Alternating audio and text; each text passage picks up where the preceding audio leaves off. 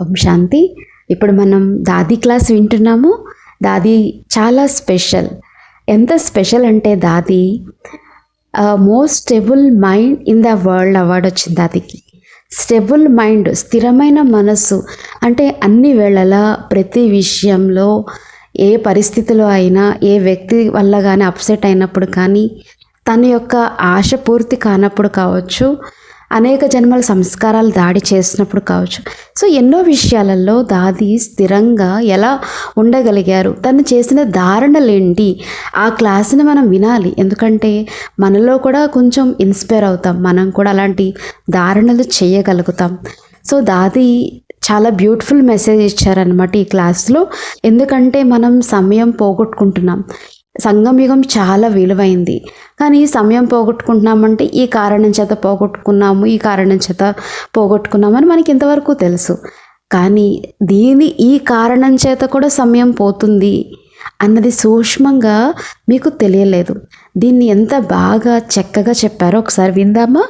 ఎందుకంటే ఎవరిలో అయినా విశేషతను మనం చూడలేదనుకోండి, దానివల్ల మనలో వాళ్ళ గురించి పరచింతన, వాళ్ళ యొక్క ఆలోచనలు, వాళ్ళు అలా ఎలా చేశారు, ఇలా ఎందుకు చేశారు, ఇలా చేయకూడదు కదా అంటే వాళ్ళలో విశేషత చూడకపోవడం వల్ల కూడా మన యొక్క సమయం వేస్ట్ అయిపోతుంది.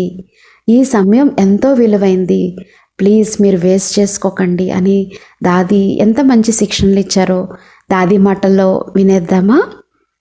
విశేషతను చూసే అలవాటును ఏర్పరచుకున్నట్లయితే సమయం వ్యర్థమవ్వదు. సంగమయుగపు సమయము వ్యర్థం చేసుకోవడము అనగా తమ జీవితం యొక్క విలువని అంతం చేసేసుకోవడం.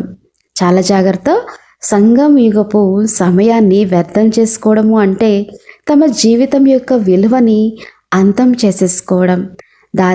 జానకి దాది చెప్పారు, మేము శాంతిలో కూర్చున్నాం, 3 సార్లు ఓం శాంతి అని ఎందుకు అనిపిస్తున్నారు అని మీకు అనిపించవచ్చు. స్మృతిలో కూర్చున్నారు కదా, కానీ రోజంతటిలో నన్ను నేను పరిశీలించుకుంటూ ఉంటాను. ఓం శాంతి అనగా ఒకటి, నేను ఎవరిని, దాంతో శాంతమైపోతాను. రెండవసారి ఓం శాంతి అనగా నేను ఎవరికి చెంది ఉన్నాను, దాంతో శక్తి వచ్చేస్తుంది. మూడవసారి ఓం శాంతి అనగా సోదరులందరినీ చూసి హర్షితమైపోతాను. శాంతి, శక్తి, అలాగే హర్షితము. ఎందుకంటే సమయాన్ని ఎలా సఫలం చేసుకోవాలి అన్నది తండ్రి అయిన పరమాత్మ నేర్పించారు. నాకు జనులను చూసి వారు సమయాన్ని ఎలా వ్యర్థం చేసుకుంటారో చూసినప్పుడు అయ్యో అని దయ కలుగుతుంది. రోజంతటిలో పరచింతన, వీరెలా ఉన్నారు, వారెలా ఉన్నారు, అదే పాత చింతన. శాంతిగా కూర్చుని ఆత్మాభిమాని స్థితిలో ఉండాలనే ఆత్మాభిమానం యొక్క అసలు లక్ష్యమే లేదు. మన ఈ జీవితం చాలా విలువైంది. శాంతిగా ఉండడం ద్వారా మనం నిరాశగా అయిపోయే ఆలోచన ఎప్పుడూ కలగదు. స్వయంతో కానీ లేక ఇంకెవరితోనైనా కానీ నిరాశగా అవ్వడం కూడా ఒక అనారోగ్యం లాంటిదే. అనారోగ్యం ఉంటే కూడా మందు ఉంటుంది. నేను చెయ్యలేను అని ఎవరన్నారు? దానికి మందు పిల్లలు ధైర్యంను ఉంచితే బాబా సహాయం చేస్తారు. రెండవ మందు సత్యమైన హృదయంపై తండ్రి రాజీ అవుతారు. సత్యమైన హృదయం ఉంటే వారు ఎంతో సహాయం చేస్తారు. ఇప్పుడు మీరు మారితే విశ్వం మారుతుంది అని సమయం చెప్తుంది. మరి ఏం మారాలి? జీవితంలో ప్రత్యక్షంగా సకారాత్మకత ఉన్నట్లయితే నిరాశ ఉండదు. ఇది మార్పు చెందవలసిన వేళ. అలానే దాది అంటున్నారు, ప్రారంభంలో ఈ కళ్ళతో చూశాను. మేము చాలా కొద్దిమంది బీకే సోదరులము ఉండేవారం. ఇప్పుడు 78 సంవత్సరాలైంది. భారతదేశంలో సేవ చేస్తూ 62 సంవత్సరాలైంది.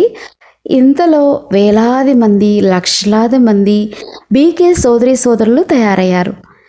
విదేశ సేవ జరుగుతూ 40 సంవత్సరాలైంది. కొద్ది మందిగా ఉన్నవారు లక్షలాది మంది అయిపోయారు. అనగా సంతోషంగా ఉన్నారు. జీవితంలో తనువు, మనస్సు, ధనము, జనులు అనే 4 విషయాలు ఉంటాయి. తనువు సరిగ్గా ఉందా అని మొదట మనస్సును అడగాలి. మనస్సు భ్రమిస్తున్నట్లయితే తనువు కూడా రోగస్థంగా అయిపోతుంది, అంటే రోగగ్రస్తంగా అయిపోతుంది. ధనము ఉన్నట్లయితే వ్యర్థంగా ఖర్చు చేస్తుంది, లేకపోతే ఏం చెయ్యాలి అని వ్యాకుల పడుతూ ఉంటుంది. బాబా అంటున్నారు కదా, దాది ఇలా చెప్తూ ఉంటారు, మరి ఏం చేయాలి? బాబా దాది అంటున్నారు, మరి ఏం చేయాలి? ఉంటే సఫలం చేసుకోండి.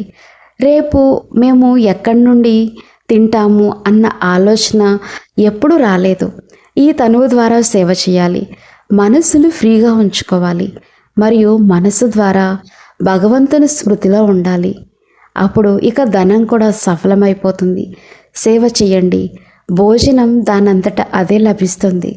స్వచ్ఛ హృదయంతో భగవంతుణ్ణి రాజీపరిచారు కదా, కావున భగవంతుడు ఎంతగానో తోడుగా ఉంటారు. కావున భగవంతుడు నాతో సంతోషంగా ఉండాలని నేను ఎప్పుడూ అంటూ ఉంటాను. నన్ను ఎవరైనా సంతోషపెడితే నేను సంతోషంగా ఉంటానని కాదు, భగవంతుడు సంతోషంగా ఉన్నట్లయితే మనందరం సంతోషంగా ఉంటాం. సత్యమైన హృదయం ఉండాలి, స్వచ్ఛమైన హృదయం ఉండాలి. మన జీవితం వజ్ర సమానంగా ఉండాలి. జీవితంలో ధారణలు లేకపోతే, ధారణలు అనగా సత్యత, ప్రేమ, విశ్వాసం లేకపోతే జీవితానికి విలువ ఉండదు. స్వమానంలో ఉండరు. ఎవరైతే స్వమానంలో ఉండరో వారు ఇతరులకి గౌరవాన్ని కూడా ఇవ్వలేరు. నాలో అసత్యత యొక్క అంశం కూడా ఉండకూడదు. అంతేకాక ఇతరుల్లో కూడా పూర్తి ప్రపంచంలో ఉన్న అసత్యం కూడా అంతమైపోవాలి. ఈ విశ్వాసం ఉంది, ఎందుకంటే పరస్పరంలో ప్రేమ ఉంది కదా. ప్రేమ అనేది కరిగించేస్తుంది. బాబా దాది అంటున్నారు, ప్రేమ అనేది కరిగించి వేస్తుంది. భగవంతుని ప్రేమ మన జీవితం అంతటిని విలువైనదిగా చేసేసింది. గుణాలను ధారణ చేసినట్లయితే విలువైన వారిగా అయిపోతారు. జీవితంలో సత్యత, నమ్రత ఉన్నట్లయితే విలువ ఉంటుంది. ఇతరులకు కూడా తోడును, సహయోగమును అందించి విలువైన జీవితంను తయారు చేయాలి. మీ లోపల ఎటువంటి విషయము ఉంచుకోకండి. సదా అరిషితంగా ఉండండి. ఒంటరిగా కూర్చున్నా, ఎవరితోనైనా కలిసి కూర్చున్నాము అన్నది గుర్తుంచుకున్నట్లయితే అరిషితంగా ఉండడం కష్టమేమీ కాదు. ఒంటరిగా కూర్చున్నా, ఎవరితోనో కలిసి కూర్చున్నాము అన్నది గుర్తుంచుకున్నట్లయితే అరిషితంగా ఉండడం కష్టమేం కాదు. ఇంకేమైనా విషయం కష్టంగా అనిపిస్తే అరిషితంగా ఉండడం కష్టమైపోతుంది. విషయం కష్టమైనదేమీ కాదు, కానీ విషయాన్ని కష్టమైనదిగా భావిస్తూ నవ్వడం వదిలేశారు. ఇది సింపుల్ విషయం. కొందరు ఏదైనా పెద్ద విషయాన్ని కూడా నవ్వుతూ తేలిగ్గా చేసేస్తారు.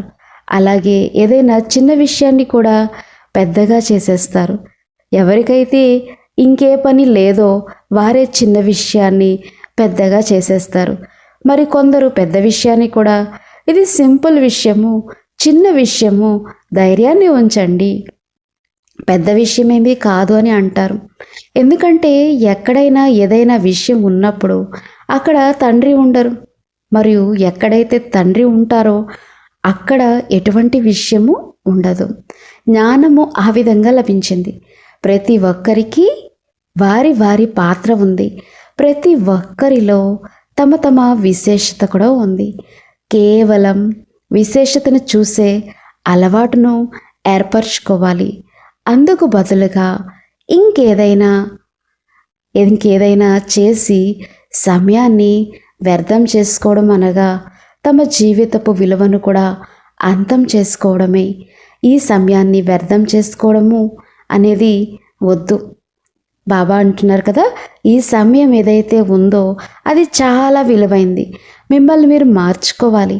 మనం బాబా యొక్క వాణినైతే వింటామో అది మనకు వివేకం కూడా ఇస్తుంది, శిక్షణను కూడా ఇస్తుంది. ఇది చెయ్యకూడదు అంటూ అప్రమత్తం కూడా చేసేస్తుంది. ఒక పరమాత్మలో విశ్వాసం, వారి శక్తి ఈ జీవితానికి ఆధారం అని గమనించబడుతుంది. మంచి జీవితాన్ని జీవించాలి కదా, దీవెనలు ఇవ్వాలి, దీవెనలు తీసుకోవాలి. ఎక్కడ ఉన్నా అందరి దీవెనలు ఉన్నాయి. దీవెనలు అడగకండి, అంటే ఆశీర్వాదాలు అడగకండి. ఇటువంటి కర్మలు చేయండి, ఇటువంటి ఆలోచనలు చేయండి.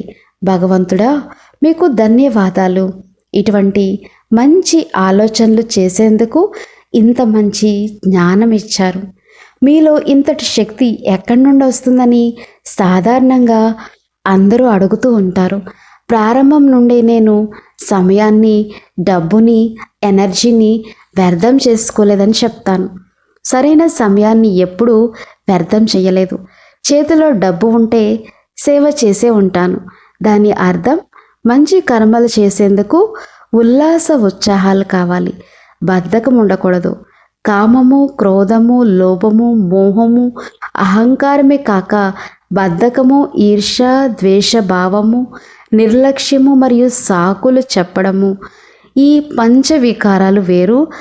మంచి పనులు చేసేందుకు సాకులు చెప్పడం కూడా ఒక వికారమే. మంచి పనులు చేసేందుకు సాకులు చెప్పడం కూడా ఒక వికారమే. మంచి చేయాలంటే చేసేయండి, ఇప్పుడే చేసేయండి. ఎలా చేయాలి అనే ప్రశ్న లేదు. భగవంతుడు శక్తిని ఇస్తారు. దాన్ని చేయడం ద్వారా మంచి ఫలం వెలువడుతుంది, ఇతరులకు లాభం కలుగుతుంది. ఎప్పుడైతే నేను మొదట ఇతరులకు తినిపిస్తానో అప్పుడే ఇతరులు కూడా మొదట నాకు తినిపిస్తారు కదా. ఇది సింపుల్ విషయం, కానీ బుద్ధి స్వచ్ఛంగా, శుద్ధంగా, శాంతిగా, దృఢంగా ఉన్నప్పుడే ఈ పని చేయగలుగుతారు. కావున నాకేం అవసరం లేదు, మీరు బుద్ధిని నాకిచ్చేయండి అని భగవంతుడు అంటారు. భగవంతుణ్ణి ఈ సాధారణ బుద్ధితో తెలుసుకోలేము, అలాగే ఈ కన్నుల ద్వారా కూడా చూడలేము అని భగవద్గీతలో కూడా ఉంది. వారిని తెలుసుకునేందుకు మరియు చూసేందుకు దివ్య బుద్ధి మరియు దివ్య దృష్టి కావాలి. ఇప్పుడు మనం వారిని తెలుసుకున్నాము, చూస్తున్నాము. బుద్ధిని వారు ఇస్తారు.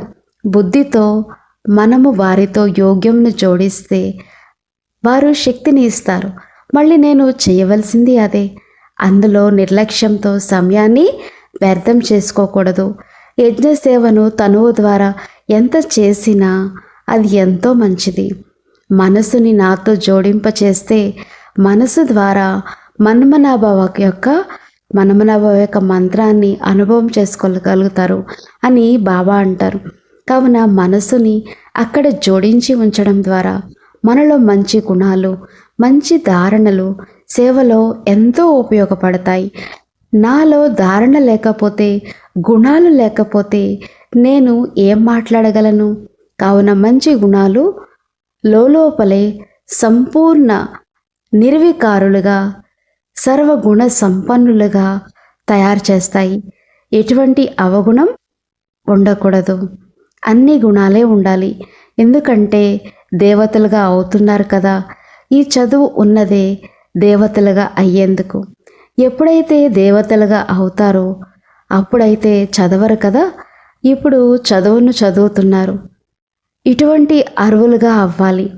నేను అవుతానా లేదా అవ్వగలనా అన్న ప్రశ్న లేదు. నేను అలా అవ్వాలి. సంకల్పాన్ని దృఢంగా ఉంచుకున్నట్లయితే ఎటువంటి సమస్య ఉండదు.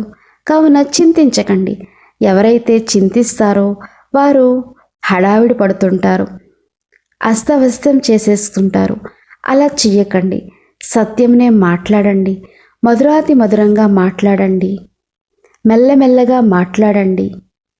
అందరూ వచ్చారు కావున ఎంతగా సుసంపన్నంగా అయి వెళ్ళాలంటే బాబా మీరు మీ వారిగా చేసుకుని మాకు అరిషితంగా ఉండడం నేర్పించేశారు అన్న పాటను హృదయంలో గానం చేస్తూ ఉండండి. చాలు. ఓకేనా? ఓం శాంతి.